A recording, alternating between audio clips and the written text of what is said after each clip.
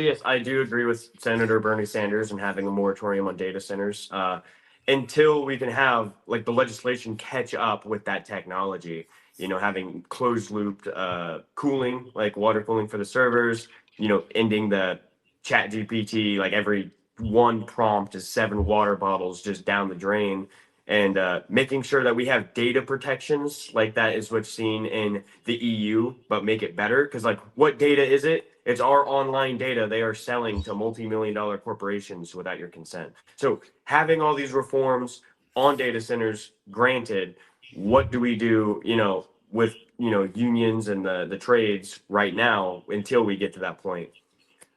Well, I am in favor of a Green New Deal. We should have a nationwide works program giving jobs to hundreds of thousands of people, and making sure that we have green energy here at home.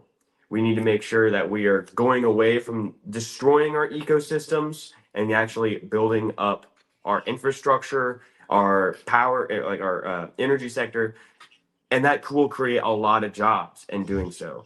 So why is China getting ahead on these things? Why, they're making technologies and then they're going out across the country, and in a matter of like 10, 15 years, they now have high speed rail across everywhere.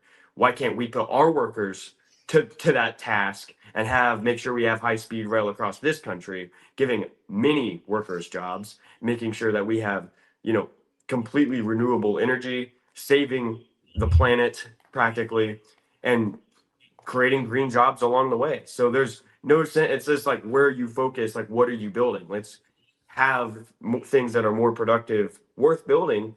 And data centers like have all these protections. Take care, like nip it in the butt, with the problems, and then we can work with unions on giving them a better contracts, expanding union rights, everyone having a right to the union, the PRO Act, and just making sure, environmental justice, union justice, all wrapped up into one.